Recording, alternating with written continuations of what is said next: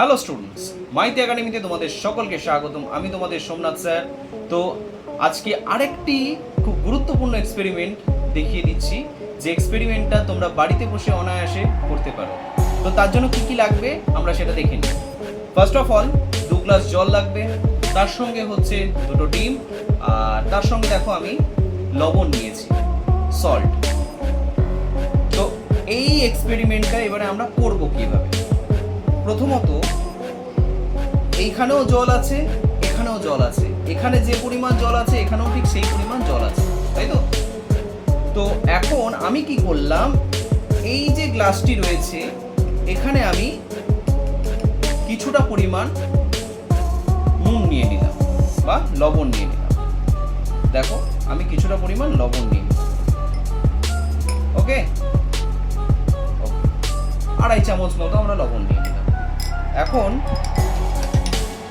দেখো এটা একটা লবণ জল হয়ে গেল বা সল্টের একটা সলিউশন হয়ে গেল, কিন্তু এটা কিন্তু পিওর ওয়াটার আছে।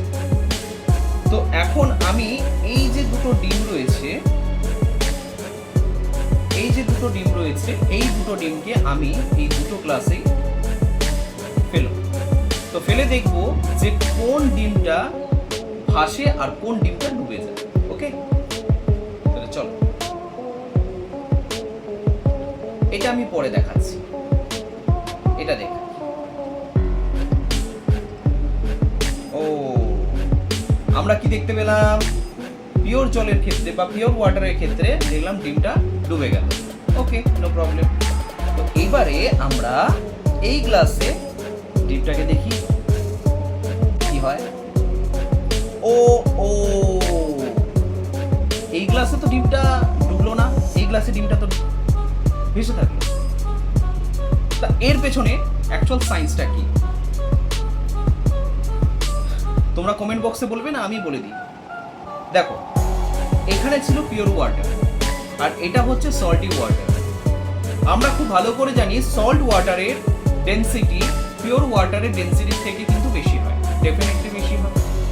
তো যে কারণে যে সলিউশনের ডেনসিটি বেশি সে কি করবে, এই ডিমটাকে ভাসিয়ে রাখবে, স্বাভাবিক ব্যাপার। আর যে সলিউশনের ডেনসিটি কম থাকবে সেখানে ডিমটা ডুবে যাবে, এটা স্বাভাবিক। ওকে, মাথায় থাকবে। চলো টাটা।